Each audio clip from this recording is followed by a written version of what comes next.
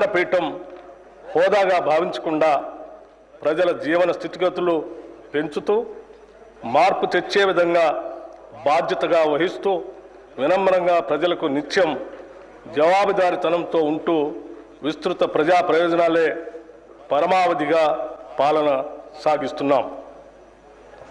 దశాబ్ద కాలం పాలనా వ్యవస్థల విధ్వంసం, ఆర్థిక అరాచకత్వంతో కూడిన పాలనతో ఛిద్రమైన తెలంగాణ పాలనా ఆర్థిక వ్యవస్థల్ని గాడిలో పెడుతూ తెలంగాణ తాత్కాలిక దీర్ఘకాలిక ప్రయోజనాలు లక్ష్యాలను దృష్టిలో ఉంచుకొని మా ప్రభుత్వం నిరంతరం పనిచేస్తుంది.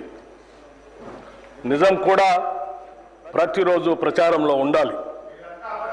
లేదంటే అబద్ధం నిజంగా మారి రాష్ట్రాన్ని, దేశాన్నే కాదు ప్రపంచాన్ని కూడా నాశనం చేస్తుంది.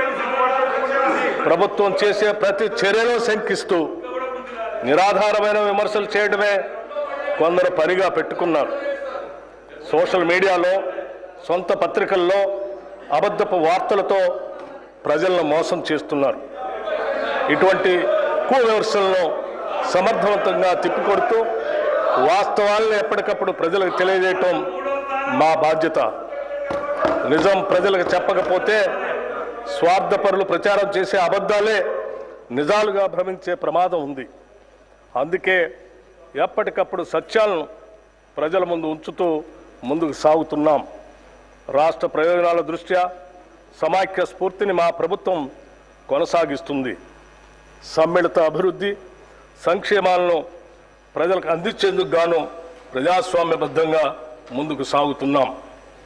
అభివృద్ధి, సంక్షేమం, సుపరిపాలన అనే 3 అంశాలతో తెలంగాణ నమూనా నేడు దేశం మొత్తానికే ఆదర్శంగా నిలిచే విధంగా కృషి చేస్తున్నాము. అధికారంలోకి వచ్చిన తొలి ఏడాదిలోనే గత పాలకులు సృష్టించిన సవాళ్లన్నింటినీ ఎదుర్కొని మా ప్రభుత్వం పరిపాలనా సత్తాను చాటుకుంది. అయితే అదే సమయంలో లోక్సభ ఎన్నికలు రావడంతో ఎన్నికల నియమావళి అమల్లో ఉన్నందున అభివృద్ధి పనులకు కొంత విరామం ఏర్పడింది. తెలంగాణ రాష్ట్ర దీర్ఘకాలిక అభివృద్ధి లక్ష్య సాధనకు మా ప్రభుత్వం కట్టుబడి ఉంది. గౌరవ ముఖ్యమంత్రి శ్రీ రేవంత్ రెడ్డి గారి నాయకత్వంలో తెలంగాణ రైజింగ్ 2050 అనే ప్రణాళికతో మా పాలనని ముందుకు నడిపిస్తున్నాం. ఈరోజు మన రాష్ట్ర ఆర్థిక వ్యవస్థ పరిమాణం $200 బిలియన్. రాబోయే 10 ఏళ్ల కాలంలో దీన్ని 5 రెట్లు అభివృద్ధి చేసి $1000 బిలియన్, ట్రిలియన్ డాలర్ వ్యవస్థగా రూపాంతరం చెందే దిశగా మా కార్యాచరణ ఉంటుంది. హైదరాబాద్ మహానగరంలో రవాణా, మౌలిక సదుపాయాల విస్తరణ, పర్యావరణ పరిరక్షణ మరియు సాంకేతిక అభివృద్ధి ప్రధాన అంశాలుగా అంతర్జాతీయ స్థాయిలో ఒక గ్లోబల్ సిటీగా తీర్చిదిద్దేందుకు మాస్టర్ ప్లాన్ను తయారు చేస్తున్నాం. దీనిలో భాగంగా హైదరాబాద్ని కాలుష్యరహిత నగరంగా తీర్చిదిద్దడానికి మూసీ నది పునరుద్ధరణ ప్రాజెక్టుని ప్రారంభించాం. ఆధునిక సాంకేతిక పరిజ్ఞానంతో పాటు క్లీన్ ఎనర్జీ, సుస్థిర అభివృద్ధితో తెలంగాణ రాష్ట్రాన్ని అగ్రగామిగా నిలబెట్టేందుకు మెగా మాస్టర్ ప్లాన్ 2050ని రూపొందించాం. దీనికోసం సౌర, పవన ఇంధన ప్రాజెక్టుల స్థాపనను ప్రోత్సహిస్తున్నాం. ప్రతి పౌరుడికి మెరుగైన వైద్యం అందించడానికి, ఆరోగ్య సేవలను మెరుగుపరచడానికి మెడికల్ కాలేజీల ఏర్పాటుకు భారీ స్థాయిలో కేటాయింపులు చేశాం. సమాజ పురోగతికి కీలకంగా మారిన విద్యా వ్యవస్థను పటిష్టపరచడంతో పాటు డిజిటల్ విద్యను పెంపొందించి పాఠశాలలకు మౌలిక సదుపాయాలను కల్పించాం. వెనుకబడిన వర్గాలకు చెందిన ప్రతిభావంతులైన విద్యార్థులను ప్రోత్సహించేందుకు స్కాలర్షిప్లని అందిస్తున్నాం. రైతుల సంక్షేమమే ప్రాధాన్యంగా పనిచేసే మా ప్రభుత్వం రాష్ట్ర రైతాంగానికి ఎప్పటికప్పుడు స్వల్పకాలిక, దీర్ఘకాలిక సహాయాన్ని అందిస్తూనే ఆధునిక వ్యవసాయ విధానాలను ప్రోత్సహించేందుకు సబ్సిడీలు, ప్రత్యేక ఇన్సెంటివ్లని అందిస్తుంది. మార్కెట్లో సరైన మద్దతు ధర అందేలా చర్యలు తీసుకోవడంతో పాటు మార్కెట్ యార్డ్లో రైతుల కోసం అనేక సదుపాయాలను కూడా కల్పిస్తున్నాం. నీకు కనిపించిన బలహీనుడైన నిరుపేద ముఖాన్ని గుర్తు తెచ్చుకో. నువ్వు తీసుకున్న చర్య అతనికి ఉపయోగపడుతుందో లేదో అని నిన్ను నువ్వు ప్రశ్నించుకో అని మహాత్మా గాంధీ గారు చెప్పిన మాటలు, వారి మాటలే మాకు స్ఫూర్తి మంత్రం. నిరుపేదల కోసం, బలహీన వర్గాల కోసం మేము తీసుకున్న ప్రతి చర్య వెనుక ఉన్న ఆలోచన ఇదే. అభివృద్ధి ఫలాలు సమాజంలోని చిట్ట చివరి వ్యక్తికి చేర్చే లక్ష్యంతో అభివృద్ధి మరియు సంక్షేమ రంగాలకు తగినన్ని నిధుల్ని ప్రస్తుత బడ్జెట్లో ప్రతిపాదిస్తున్నాం. ప్రపంచ ఆర్థిక వ్యవస్థల్లో వేగంగా వస్తున్న మార్పుల ప్రభావాన్ని సమర్థవంతంగా ఎదుర్కొంటూ తెలంగాణ ఆర్థిక వ్యవస్థ స్థిరమైన వృద్ధిని సాధిస్తుంది. 2024-25 ఆర్థిక సంవత్సరంలో తెలంగాణ స్థూల రాష్ట్ర ఉత్పత్తి ప్రస్తుత ధరల ప్రకారం 16,12,579 కోట్ల రూపాయలు. గత సంవత్సరంతో పోలిస్తే వృద్ధి రేటు 10.1% నమోదైంది. ఇదే సమయంలో దేశ జీడిపి 3,31,03,215 కోట్ల రూపాయలు కాగా వృద్ధి రేటు 9.9% ఉంది. 2024-25 ఆర్థిక సంవత్సరంలో ప్రస్తుత ధరల ప్రకారం రాష్ట్ర తలసరి ఆదాయం 3,79,751 రూపాయలు కాగా వృద్ధి రేటు 9.6%. దేశ తలసరి ఆదాయం 2,05,579 రూపాయలు కాగా వృద్ధి రేటు 8.8%. దేశ తలసరి ఆదాయంతో పోలిస్తే తెలంగాణ తలసరి ఆదాయం 1,74,172 రూపాయలు, అంటే 1.8% రెట్లు ఎక్కువగా ఉంది.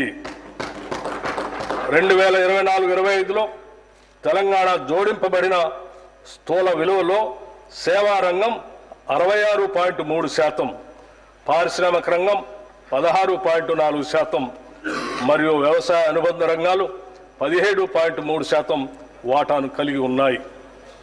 వ్యవసాయ అనుబంధ రంగాలు జీఎస్టీపీలో తక్కువ వాటా కలిగి ఉన్నప్పటికీ రాష్ట్ర మొత్తం శ్రామిక రంగంలో 42.7% మందికి ఉపాధి కల్పిస్తున్నాము.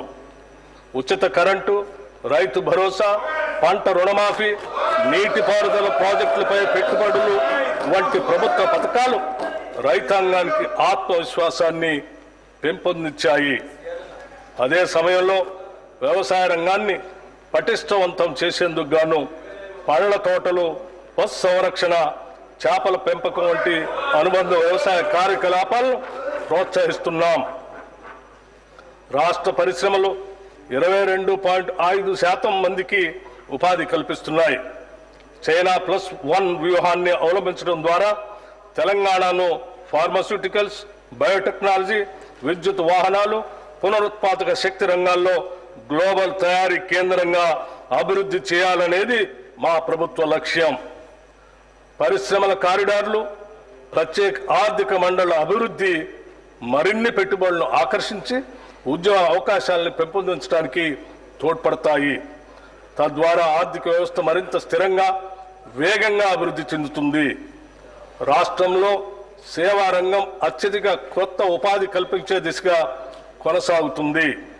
ఇది మొత్తం శ్రామిక రంగంలో 34.8% వాటాను కలిగి ఉంది. హైదరాబాద్ నగరం ఐటీ రంగంలో అగ్రగామిగా, ముఖ్యంగా సాఫ్ట్వేర్ సేవలు, ఫిన్టెక్, లాజిస్టిక్, పర్యాటక వంటి రంగాలలో ఉపాధి వృద్ధికి ప్రధానంగా దోహదపడుతుంది. తెలంగాణలో శ్రామిక శక్తి 68.7% ఉండగా దేశీయ సగటు 64.3% మాత్రమే ఉంది.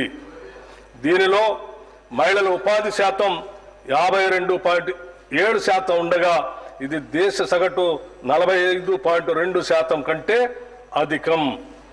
మహిళలు మరియు వెనుకబడిన వర్గాలకు తెలంగాణ ప్రభుత్వం ఉపాధి అవకాశాలు కల్పించడంలో ఎంతగా విజయవంతమైందో ఈ గణాంకాలు తెలియజేస్తున్నాయి. రాష్ట్ర ప్రభుత్వం 16వ ఆర్థిక సంఘానికి సమగ్ర నివేదికను సమర్పించింది. ఇందులో కేంద్ర పన్నుల పంపిణీలలో రాష్ట్రాలకు న్యాయమైన వాటా కల్పించాలని, అలాగే రుణ స్థిరత్వం, మౌలిక సదుపాయాల అభివృద్ధి, మన న్యాయమైన వాటాను సాధించడంతో పాటు ఆర్థిక వనరులను సద్వినియోగం చేసుకుని ఆర్థిక వ్యవస్థను బలోపేతం చేయడానికి రాష్ట్ర ప్రభుత్వం కట్టుబడి ఉంది. మేము ప్రవేశపెట్టిన అభయహస్తంలోని ప్రతి అంశం సామాన్య ప్రజల కష్టాలను దృష్టిలో పెట్టుకొని రూపుదిద్దుకున్నవే. ఒక నిరుపేద తన రోజువారీ జీవితంలో ఏ కనీస సదుపాయాలు ఉండాలని కోరుకుంటాడో వాటినన్నిటినీ అభయహస్తంలో భాగంగా చేర్చడం జరిగింది. మహాలక్ష్మి, రైతు భరోసా, గృహజ్యోతి, ఇందిరమ్మ ఇళ్లు, చేయూత కింద పెన్షన్లు పంపిణీ వంటి పలు పథకాలను ప్రభుత్వం ఇప్పటికే సమర్థవంతంగా అమలు చేస్తుంది. మన ఆడబిడ్డలు పనికి వెళ్ళాలన్నా, చదువుకోవటానికి బడికి వెళ్ళాలన్నా, లేదా మొక్కు తీర్చుకోవటానికి ఓ గుడికి వెళ్ళాలన్నా వారు ప్రయాణ ఖర్చుల గురించి ఆలోచించకుండా వెళ్ళటానికి మహాలక్ష్మి పథకం కింద 2023 డిసెంబర్ 9న తేదీన రాష్ట్రంలోని మహిళలందరికీ ఉచిత బస్సు సౌకర్యాన్ని ప్రారంభించాం. నేటి వరకు రాష్ట్ర వ్యాప్తంగా 7,227 బస్సుల్లో 149.63 కోట్ల ఉచిత ప్రయాణాలు మహిళలు చేశారు. దీని ద్వారా 5,595 రూపాయలు మహిళలకు కూడా ఆదా అయింది. ప్రారంభ దశలో సాధారణ బస్సుల్లో 60% ఉన్న ఆర్టీసీ ఆక్యుపెన్సీ రేషియో 94% పెరిగింది. మహాలక్ష్మి ప్రత్యేక బస్సుల్లో ఈ ఆక్యుపెన్సీ రేషియో 100% నమోదవుతూ ఉంది. దీనివల్ల ఆర్టీసీ ఆర్థిక పరిస్థితి కూడా మెరుగుపడింది. బస్సుల సంఖ్యను పెంచడమే కాకుండా 6,400 మంది ఉద్యోగులను ఇప్పటికే అదనంగా నియమించడం జరిగింది. ప్రభుత్వం ఈ పథకం అమలుకు ఆర్టీసీకి క్రమం తప్పకుండా నిధులు చెల్లిస్తూ ఉంది. మహాలక్ష్మి పథకంలో భాగంగా అర్హులైన మహిళలకు గ్యాస్ సిలిండర్ను 500 రూపాయలకే పంపిణీ చేస్తున్నాం. ఈ పథకం ద్వారా 43 లక్షల కుటుంబాలు లబ్ధి చేరుతూ ఉంది. లబ్ధిదారులు ఉపయోగించిన సిలిండర్లకు సబ్సిడీ కింద రాష్ట్ర ప్రభుత్వం 433,20,00,000 రూపాయలు చెల్లించింది. గృహజ్యోతి పథకం కింద 200 యూనిట్లకు లోబడి విద్యుత్తును వినియోగిస్తున్న వారికి ఉచిత విద్యుత్తుని అందిస్తున్నాము. ఈ పథకం కింద 50 లక్షల కుటుంబాలు లబ్ధి పొందుతున్నాయి. ఈ పథకం కోసం ఇప్పటికే 1,775 కోట్లు 15 లక్షల రూపాయలు విద్యుత్ సంస్థలకు సబ్సిడీగా చెల్లించడం జరిగింది. ఇందిరమ్మ ఇళ్ల పథకాన్ని 2024 మార్చి నెలలో ప్రారంభించి ఇళ్ల పట్టాలను ఆడబిడ్డల పేరుతోనే ఇవ్వాలని నిర్ణయించాం. 22,500 కోట్ల రూపాయల అంచనా వ్యయంతో ప్రతి నియోజకవర్గానికి కనీసం 3,500 చొప్పున మొత్తం 4,50,000 ఇళ్లను మంజూరు చేస్తాం. గత ప్రభుత్వం 10 ఏళ్ల పాటు నిరుపేదలకు డబుల్ బెడ్రూమ్ ఇళ్లను ఇస్తామని ఆశలు రేకెత్తించి చివరకు నిరాశా నిస్పృహలనే మిగిల్చింది. అసంపూర్తిగా నిలిచిపోయిన గృహాల్లో 34,545 నిర్మాణాలకు 305 కోట్ల 3 లక్షల రూపాయల నిధులను కేటాయించి వాటిని అందుబాటులోకి తెస్తున్నాము. అంతేకాకుండా ఔటర్ రింగ్ రోడ్డును ఆనుకుని హైదరాబాద్ నగరం నలువైపులా శాటిలైట్ టౌన్షిప్లు ఏర్పాటు చేసి అల్పాదాయ మరియు మధ్య తరగతి వర్గాలకు అందుబాటులో ఉండే విధంగా గృహ సముదాయాలను నిర్మించే ప్రణాళిక రూపొందిస్తున్నాం. రాష్ట్రంలోని నిరుపేదలకు ఆరోగ్య భద్రత కల్పించే ధ్యేయంతో రూపొందిన రాజీవ్ ఆరోగ్యశ్రీ పథకాన్ని చేతిలో భాగంగా అమలు చేస్తున్నాం. ఈ పథకం కింద ఉచిత వైద్య పరిమితిని 5 లక్షల రూపాయల నుండి 10 లక్షల రూపాయల వరకు పెంచడం వల్ల దారిద్ర్య రేఖకు దిగువనున్న 90.10 లక్షల కుటుంబాలకి లబ్ధి చేకూరింది. వైద్య వ్యయ పరిమితిని పెంచడంతో పాటు ఆరోగ్యశ్రీ పరిధిలోకి వచ్చే 1,375 వైద్య చికిత్సల ధరలను కూడా 20% పెంచాం. అదనంగా 163 రకాల చికిత్సలను ఆరోగ్యశ్రీ పరిధిలోకి తీసుకురావడంతో 1,835 వైద్యపరమైన వివిధ ప్యాకేజీలు పేద ప్రజలకు అందుబాటులోకి వచ్చాయి. పెరుగుతున్న వ్యవసాయ పెట్టుబడి కోసం రైతులు అప్పులు చేయక తప్పనిసరి పరిస్థితి ఏర్పడింది. గతంలో చేసిన అప్పు తీరితేనే రాబోయే పంట కాలానికి కావలసిన పెట్టుబడికి రుణం దొరుకుతుంది. మన రైతన్నలకు ఇచ్చిన మాటకు కట్టుబడి మా ప్రభుత్వం వారిని రుణముక్తులు చేసింది. వారికి 2 లక్షల లోపు రుణాలను మాఫీ చేసింది. ఇప్పటి వరకు 25.35 లక్షల మంది రైతులకు 20,616 కోట్ల 89 లక్షల రూపాయలు రుణమాఫీ చేశాం. దీనివల్ల రైతులు మళ్లీ వ్యవసాయ రుణాలు పొందటానికి మార్గం సుగమమైంది. ఈ భారీ రుణమాఫీతో తెలంగాణ రాష్ట్రంలోని రైతుల ఆర్థిక మరియు సామాజిక స్థితిగతులు మెరుగుపరిచేందుకు బాటలు వేశాం.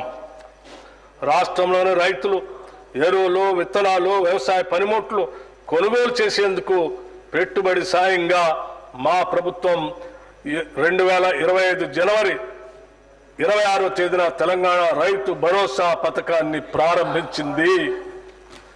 ఈ పథకం కింద రైతులకి ఏడాదికి ఎకరానికి 12,000 రూపాయలు అందుతాయి. ప్రజాధనం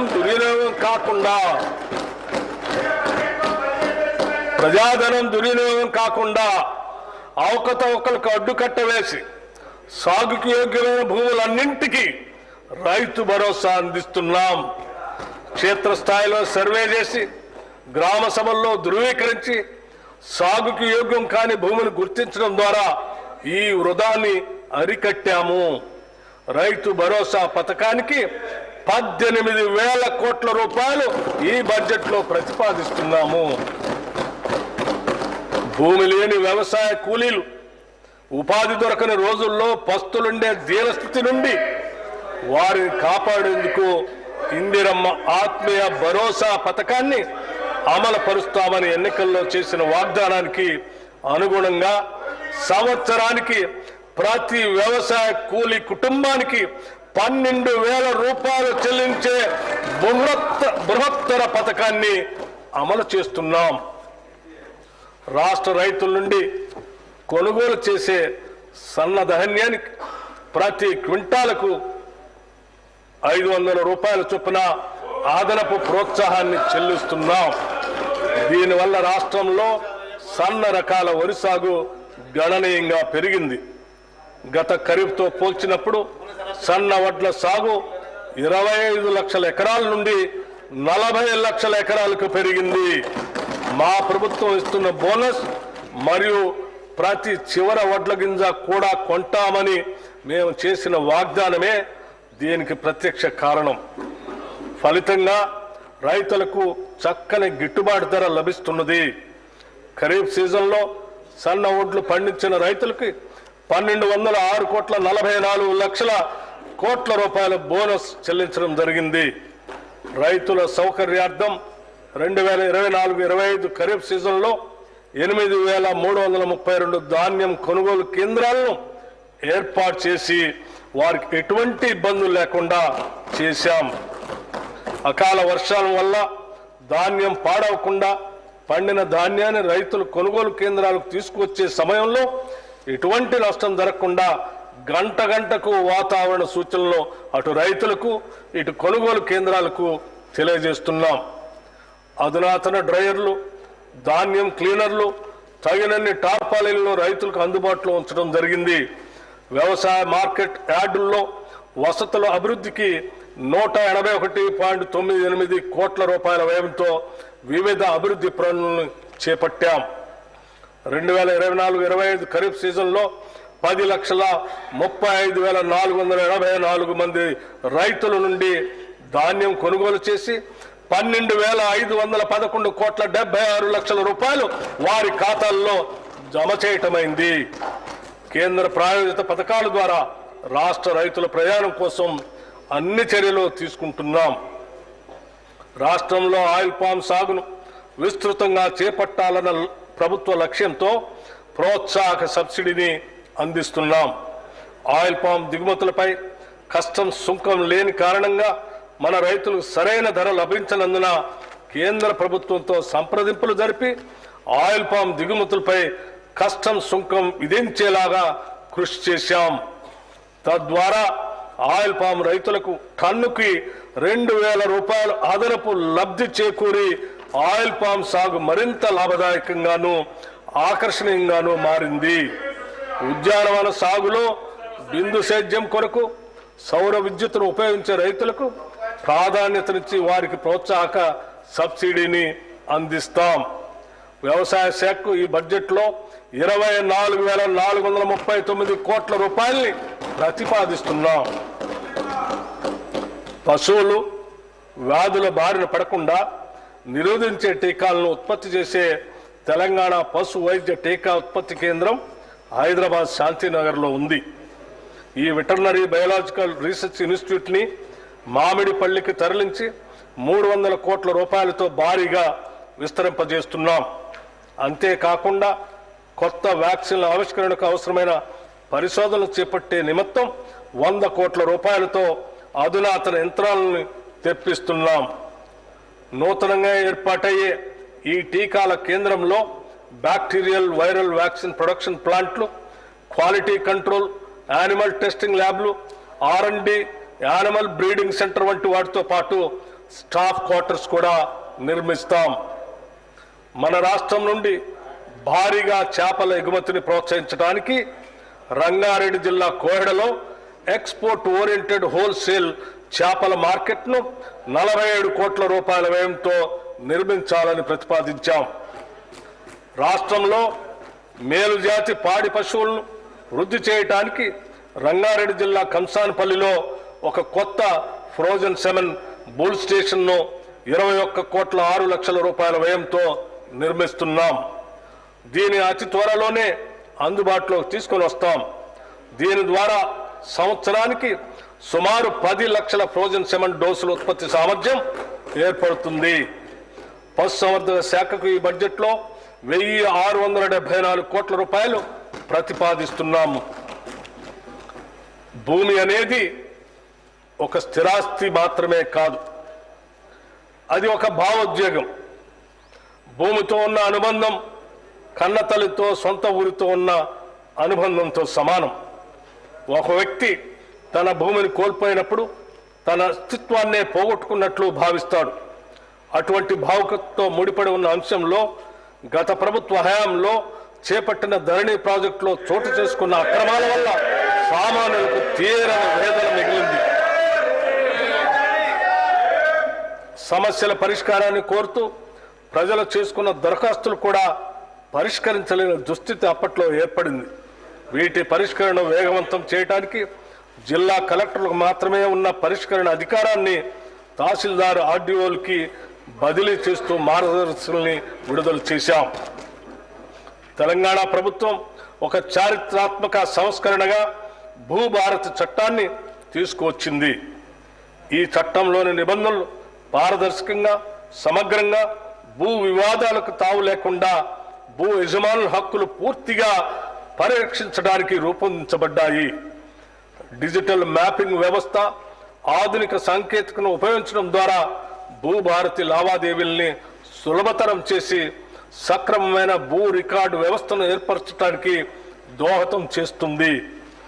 భూ పరిపాలనను మరింత బలోపేతం చేయడానికి 10,954 గ్రామ స్థాయి అధికారుల పోస్టుల్ని మంజూరు చేశాం. దీనితో క్షేత్రస్థాయిలో రెవెన్యూ అధికారుల పాత్రని పునరుద్ధరించి భూ సమస్యలను వేగంగా పరిష్కరించే సమర్థవంతమైన పాలనా వ్యవస్థని తెస్తున్నాం. తెలంగాణ అవతరించిన తర్వాత ఎంతో మంది పేదలు నూతన రేషన్ కార్డు కొరకు ఆశగా వేచి చూసినా గత ప్రభుత్వం వారిని పట్టించుకోలేదు. కనీసం కొత్త కుటుంబ సభ్యుల పేర్లను కూడా రేషన్ కార్డులో జత చేయలేదు. ప్రజల ఆకాంక్షలను గుర్తించిన మేము అర్హులైన వారందరికీ రేషన్ కార్డులు ఇవ్వాలని, వారికి సన్నబియ్యం కూడా ఇవ్వాలని, నూతన రేషన్ కార్డులు జారీ మరియు అదనపు కుటుంబ సభ్యుల పేర్లను నమోదు చేసే ప్రక్రియ ఈ సంవత్సరం జనవరి 26 నుండి ప్రారంభించాం. పౌర సరఫరా శాఖకి ఈ బడ్జెట్లో 5,734 కోట్ల రూపాయలు ప్రతిపాదిస్తున్నాం. విద్యతోనే సామాజిక అభివృద్ధి సాధ్యం. ముఖ్యంగా పేద మరియు వెనుకబడిన తరగతులకు చెందిన పిల్లల సురక్షిత భవిష్యత్తుకి విద్య ఒక దారిని చూపుతుంది. ఇది ప్రగాఢంగా నమ్మిన యూపీఏ చైర్పర్సన్ నాటి శ్రీమతి సోనియా గాంధీ గారు మరియు ఆనాటి భారత ప్రధాని దివంగత డాక్టర్ మన్మోహన్ సింగ్ గారి నాయకత్వంలో ఉచిత విద్యా హక్కు చట్టం 2009లో చేశారు.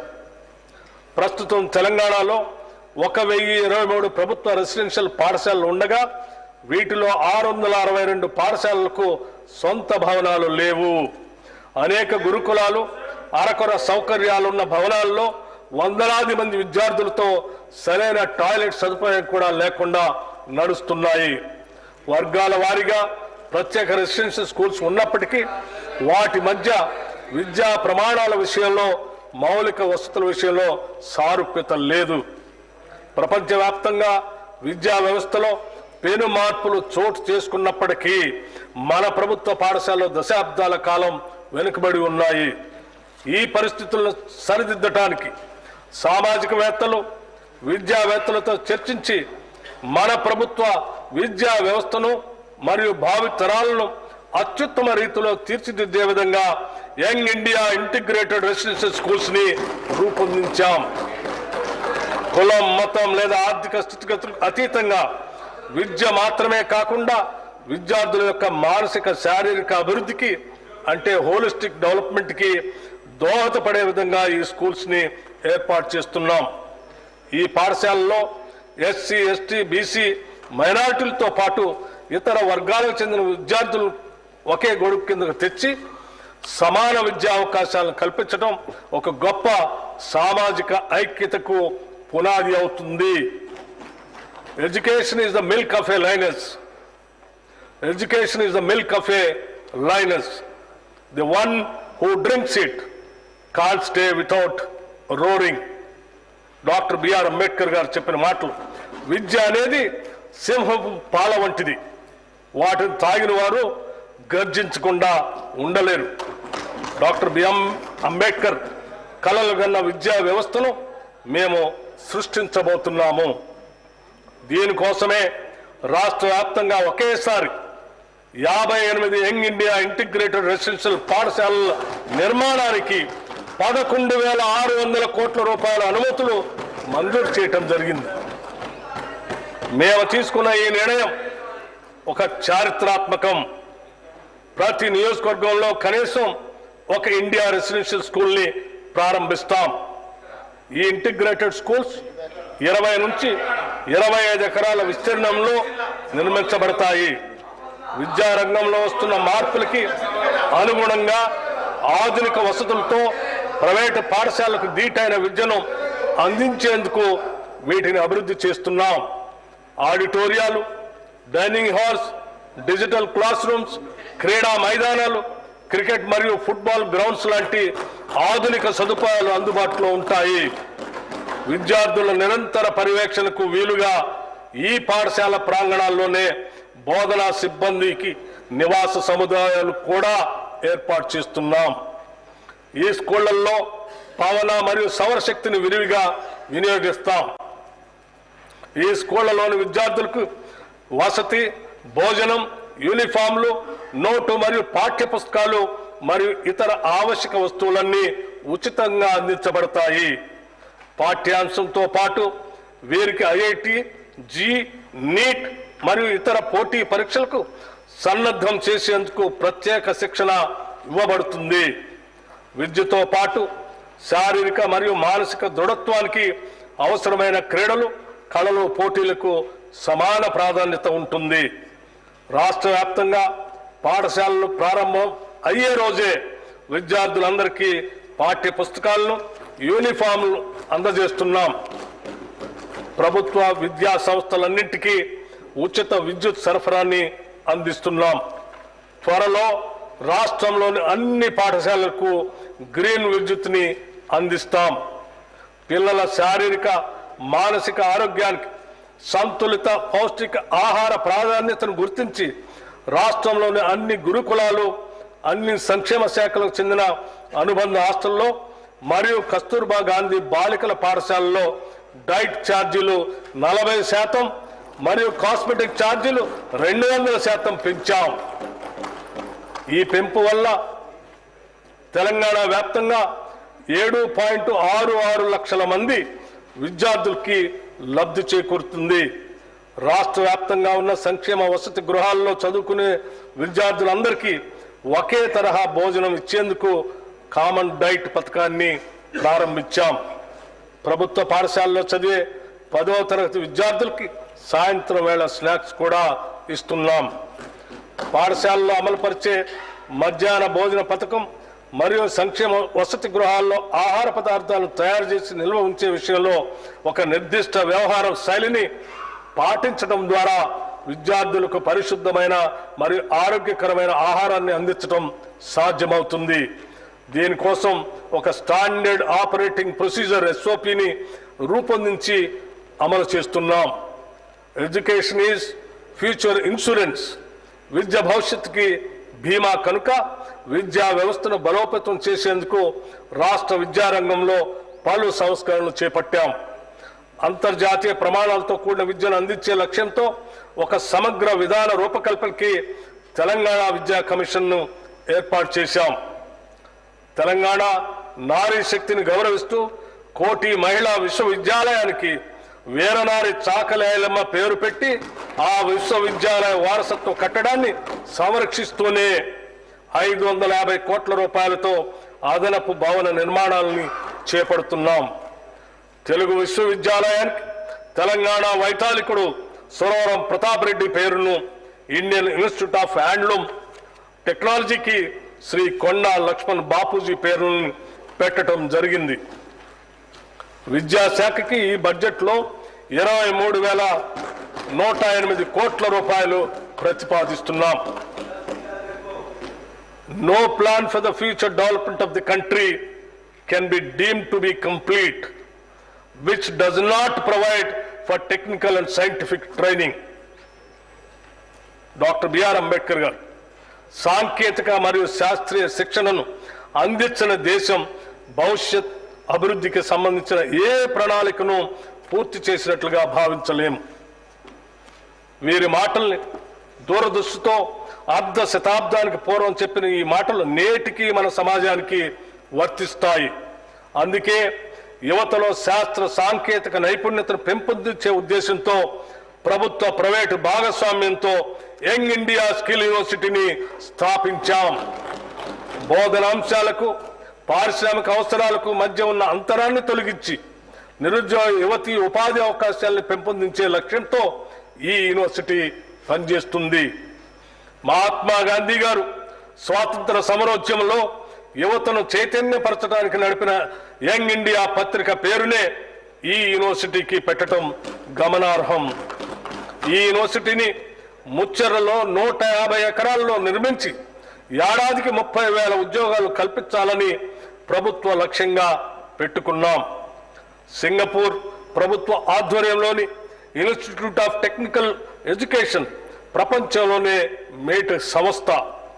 వారి భాగస్వామ్యంతో young India skill university master ట్రైనర్లకు శిక్షణ ఇస్తున్నాము.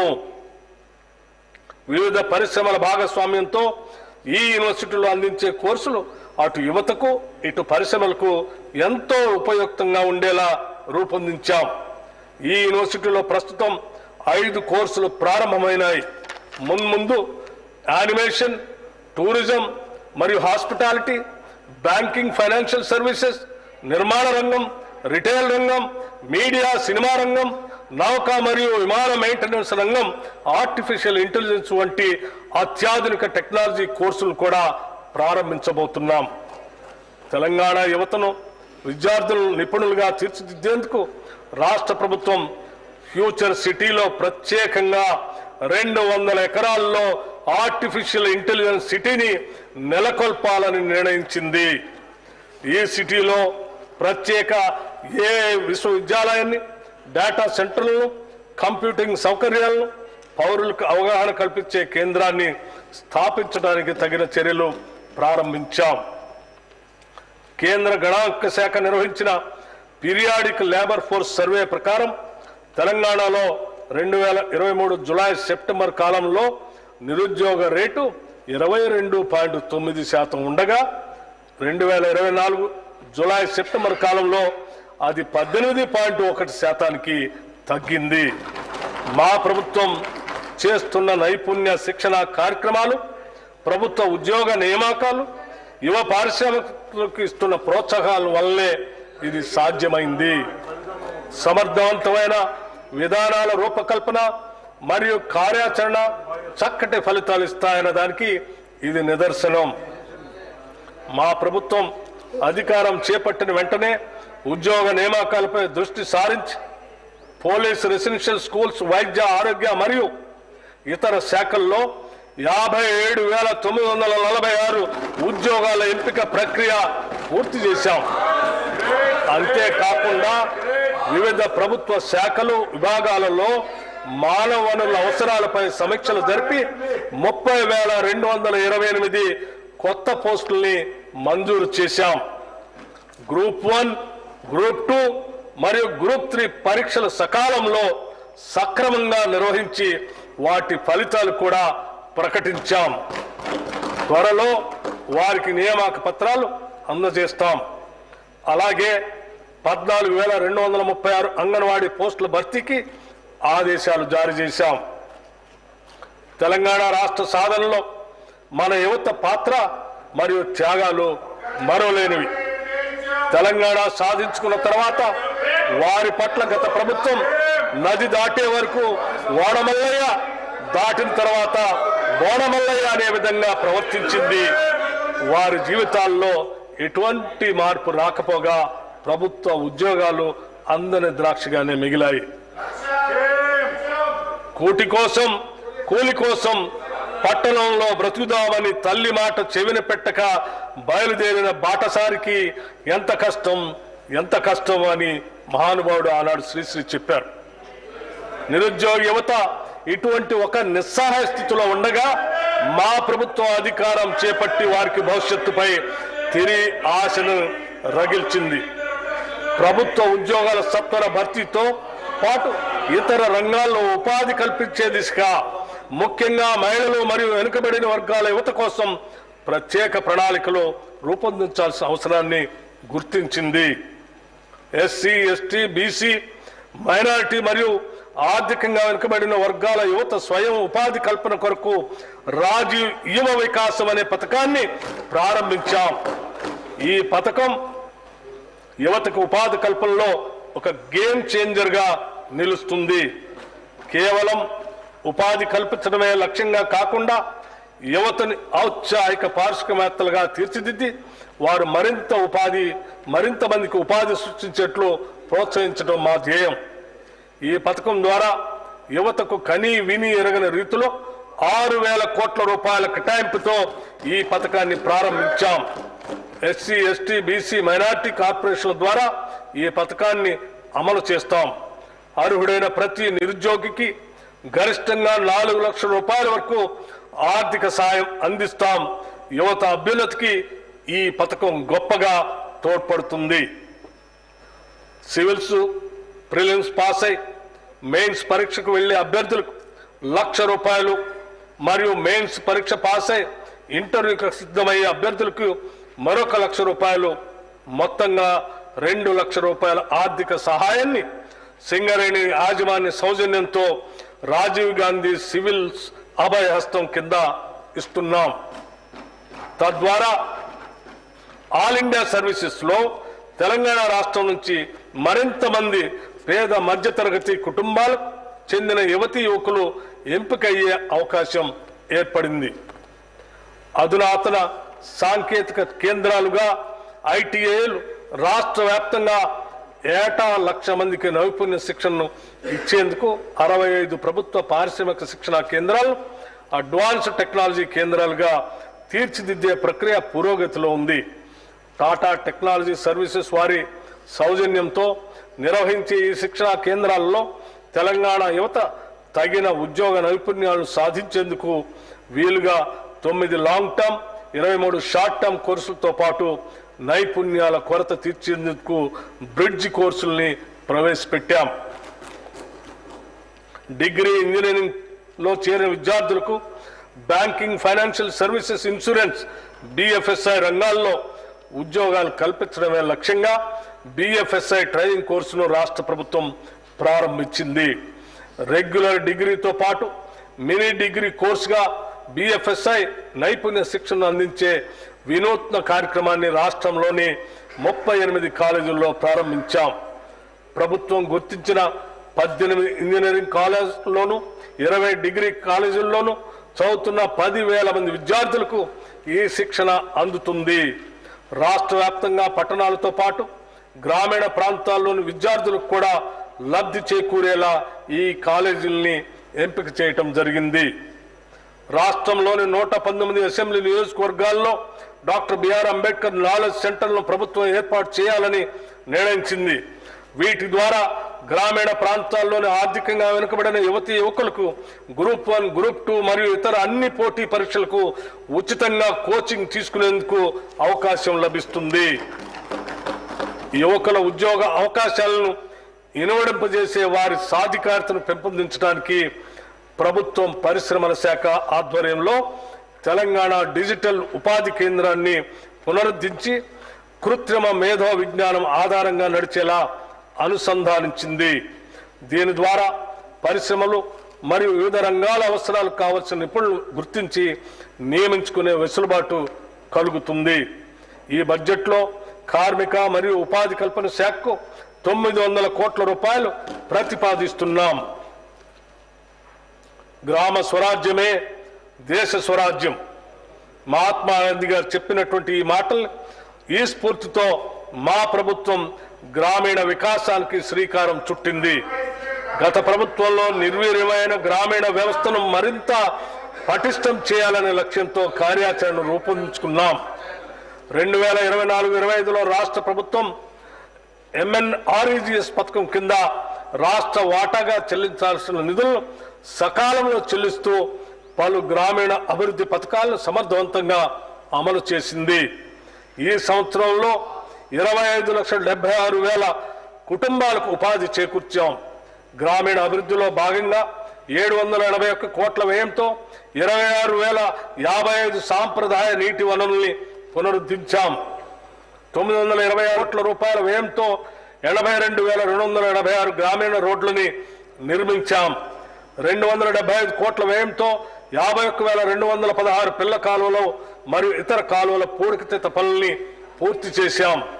244 కోట్ల రూపాయలతో 63,854 భూమి అభివృద్ధి పనుల్ని చేపట్టాం. అలాగే 16,310 జల పరిరక్షణ పనులకి 155 కోట్ల రూపాయలు ఖర్చు చేయటం జరిగింది. మన దేశ తొలి మహిళా ప్రధాని ఇందిరాగాంధీ, తొలి మహిళా రాష్ట్రపతి ప్రతిభా పాటిల్ మరియు లోక్సభ తొలి మహిళా స్పీకర్ మీరా కుమార్ వంటి మహిళలు ఎంతో సమర్థవంతంగా పనిచేసి వారి పదవులకే వన్నె తెచ్చారు. మన దేశంలోని ప్రతి మహిళకు కూడా అదే సమర్థత ఉందని మా నమ్మకం. భారతదేశ సుస్థిరతకు కుటుంబ వ్యవస్థే పునాది. అందులో మహిళలదే ప్రముఖ పాత్ర. వారి ఆర్థిక స్వావలంబన, కుటుంబ స్వావలంబనకు దేశాభివృద్ధికి ఎంతో కీలకం. స్త్రీ శక్తే దేశ శక్తి అని విశ్వసించి ఇందిరా మహిళా శక్తి మిషన్ను ప్రారంభించాం. ఈ మిషన్తో తెలంగాణలో మహిళా సాధికారతకు నూతన శకం ప్రారంభమైంది. ఈ పథకంలో 20,000 కోట్ల రూపాయల రుణాన్ని అందించాలనే లక్ష్యాన్ని పెట్టుకున్నాం. ఈ లక్ష్యాన్ని కూడా అధిగమించి 21,632 కోట్ల రూపాయలు రుణాల్ని స్వయం సహాయక సంఘాలకు అందించాం. దీని ద్వారా 2.25 లక్షల సూక్ష్మ పరిశ్రమలు స్థాపించబడి మహిళలకు పెద్ద ఎత్తున ఉద్యోగ అవకాశాలు లభించాయి. ఇంతే కాకుండా 214 ఇందిరా మహిళా శక్తి క్యాంటీన్లు కూడా ప్రారంభించాం. 22 ఇందిరా మహిళా శక్తి భవనాలు ఏర్పాటు చేయడానికి ప్రభుత్వం 110 కోట్ల రూపాయలని కేటాయించింది. ఇవి స్వయం సహాయక సంఘాలకు వ్యాపార కేంద్రాలుగా పనిచేస్తూ మహిళలు తమ వ్యాపారాల్ని విస్తరించుకునేందుకు కీలక భూమిక పోషిస్తాయి. స్వయం సహాయక సంఘాలకు పాఠశాల విద్యార్థుల యూనిఫామ్లు కుట్టే బాధ్యతను కూడా ప్రభుత్వం అప్పగించింది. యూనిఫామ్ కుట్టు ఛార్జీలను జతకు 75 రూపాయలకు పెంచడం జరిగింది. దానివల్ల నేటి వరకు స్వయం సహాయక సంఘాలు 37.5 లక్షల యూనిఫామ్లు కుట్టడం ద్వారా దాదాపు 28 కోట్ల రూపాయల ఆదాయాన్ని సంపాదించాయి. ఇది మహిళలకు స్వయం ఉపాధి అవకాశాలను పెంచడంలో కీలకమైన ముందడుగు. అమ్మ ఆదర్శ పాఠశాల కార్యక్రమం ద్వారా 23,701 మౌలిక సదుపాయాల ప్రాజెక్టులు 634 కోట్ల రూపాయల వ్యయంతో స్వయం సహాయక సంఘాలకు అప్పగించబడ్డాయి. వ్యాపార నిర్వహణలో మహిళలను మరింత ప్రోత్సహించడానికి ప్రతి మండలంలో వారితో రైసు మిల్లులు మరియు మినీ గోదాములు స్థాపించి నిర్వహించే విధంగా సహాయ సహకారాలు అందిస్తాం. ఐకేపీ కేంద్రాల్లో కొన్న ధాన్యాన్ని కూడా ఆ మిల్లుల్లో మిల్లింగ్ చేయించి ఎఫ్సిఐకి సరఫరా చేసే బాధ్యత మహిళా స్వయం సహాయక సంఘాలకి అప్పగిస్తాం. రుణ బీమా పథకం కింద ఒక్కో స్వయం సహాయక సంఘ సభ్యురాలకి 2 లక్షల రూపాయల సహజ మరణ బీమా మరియు 10 లక్షల రూపాయల ప్రమాద బీమా అందించబడుతుంది. తద్వారా స్వయం సహాయక సంఘాల సభ్యులకు ఆర్థిక రక్షణ కల్పించడమే ప్రభుత్వ లక్ష్యం. మహిళలు గొప్ప వ్యాపారవేత్తలుగా రాణించగలరని ఇప్పటికే రుజువైంది. రిటైల్ రవాణా రంగాలలో మహిళా పారిశ్రామికవేత్తలకు కొత్త అవకాశాలు కల్పిస్తున్నాం. ఇప్పటికే 32 మొబైల్ ఫిష్ రిటైల్ అవుట్లెట్లు ఏర్పాటు చేయబడ్డాయి. నారాయణపేటలో తొలి స్వయం సహాయక సంఘాల మహిళలు నడిపే పెట్రోల్ బంక్ 1,23,00,000 రూపాయల పెట్టుబడితో ప్రారంభించబడింది. రాష్ట్ర వ్యాప్తంగా ఇటువంటి మరిన్ని పెట్రోల్ బంకులు ఏర్పాటు చేసేలాగా ప్రభుత్వం ప్రోత్సహిస్తుంది.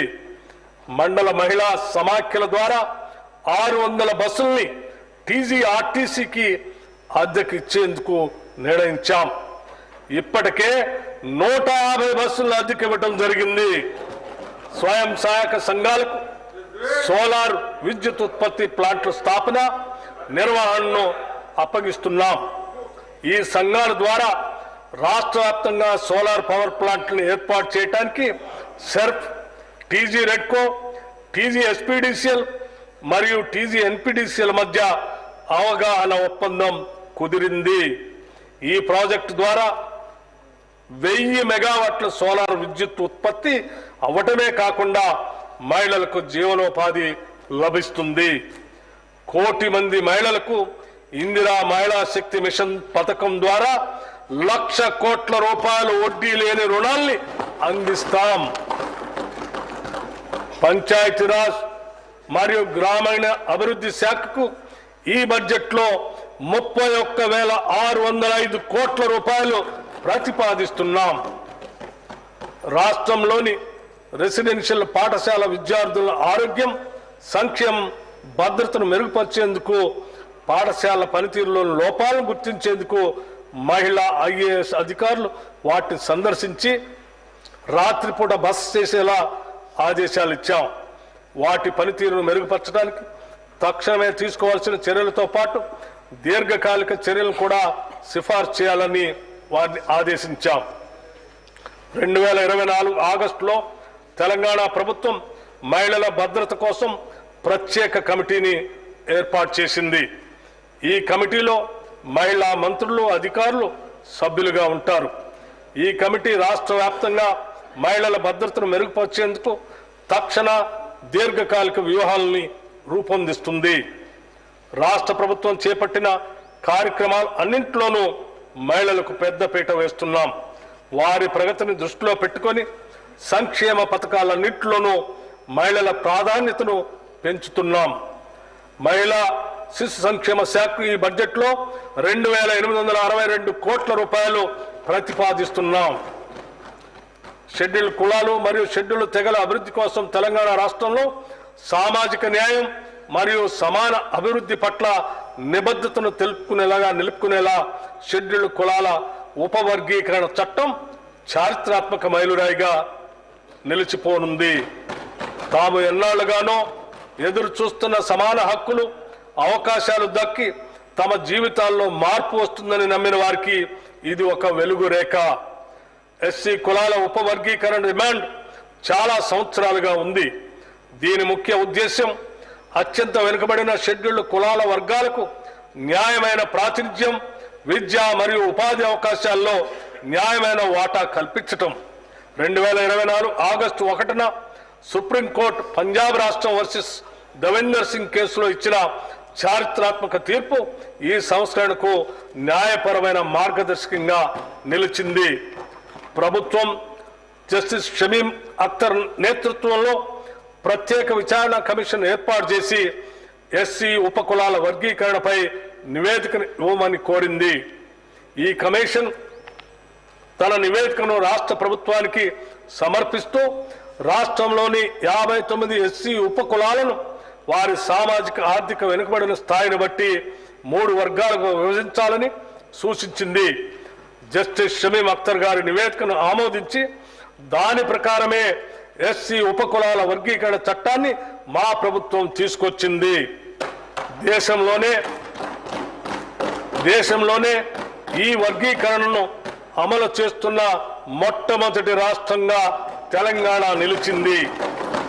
ఈ నూతన చట్టం ఎస్సీ ఉపకులాల సాధికారతకు తొలి మెట్టు. ఈ చట్టం దేశవ్యాప్తంగా ఇతర రాష్ట్రాలకు ఆదర్శంగా నిలుస్తూ సామాజిక సమానత్వాన్ని మరింత ముందుకు తీసుకెళ్లే దిక్సూచిగా మారనుంది. ఆదివాసీల, గిరిజనుల వైవిధ్య జీవన విధానాన్ని, వారి హక్కుల్ని కాపాడుతూ వారికి అభివృద్ధి ఫలాలు అందేలా కృషి చేస్తున్నాం. గిరిజన అభివృద్ధి కార్యాచరణ ప్రణాళిక STSDF ద్వారా గిరిజన ప్రాంతాల్లో వైద్యం, విద్య, జీవనోపాధి వంటి అనేక కీలక రంగాల్లో అభివృద్ధికి నిధులు కేటాయిస్తున్నాం. అంతేకాకుండా ఈ ప్రాంతాల్లో మౌలిక సదుపాయాలను మెరుగుపరిచి వాటిని సమర్థవంతంగా నిర్వహించడం కోసం ప్రభుత్వం చర్యలు తీసుకుంటుంది. గిరిజన అభివృద్ధి కోసం రాష్ట్ర ప్రభుత్వం మొదటిసారిగా ఇందిరా గిరి జల వికాసం అనే ఒక ప్రత్యేక పథకంతో పోడు భూములు సాగు చేసుకునే గిరిజన రైతుల కొరకు సౌర ఆధారిత పంపు సెట్ల ద్వారా సాగునీటిని అందించాలని నిర్ణయించాం. వచ్చే 4 సంవత్సరాలలో 12,600 కోట్లతో 2.1 లక్షల గిరిజన రైతులకు ఈ సౌకర్యం అందిస్తాం. పోడు భూముల్లో అటవీ ఉత్పత్తులకు సంబంధించిన తోటల పెంపకాన్ని ప్రోత్సహిస్తాం. గత ప్రభుత్వం SC/ST సబ్ ప్లాన్ చట్టం అమలును పూర్తిగా నిర్లక్ష్యం చేసింది. 2023-24 ఆర్థిక సంవత్సరంలో సబ్ ప్లాన్ చట్టం ప్రకారం ఖర్చు చేయాల్సిన నిధుల్లో ఎస్సీలకు చెందిన 13,617 కోట్లు, ఎస్టీలకు చెందిన 1,317 కోట్ల రూపాయలు ఖర్చు చేయకుండా బకాయి పెట్టింది. మా ప్రభుత్వం ఈ చట్టాన్ని తూచా తప్పకుండా అమలు చేస్తుంది. 2025-26 ఆర్థిక సంవత్సరంలో కేటాయించాల్సిన మొత్తానికి అదనంగా 2023-24కి సంబంధించిన బకాయిలు కూడా కేటాయిస్తున్నాం. SC/ST వర్గాల కోసం చేసిన చట్టాలను గౌరవించి వారికి న్యాయంగా చెందాల్సిన నిధుల్ని అందించటం ఈ వర్గాల పట్ల మా ప్రభుత్వానికి ఉన్న చిత్తశుద్ధికి నిదర్శనం.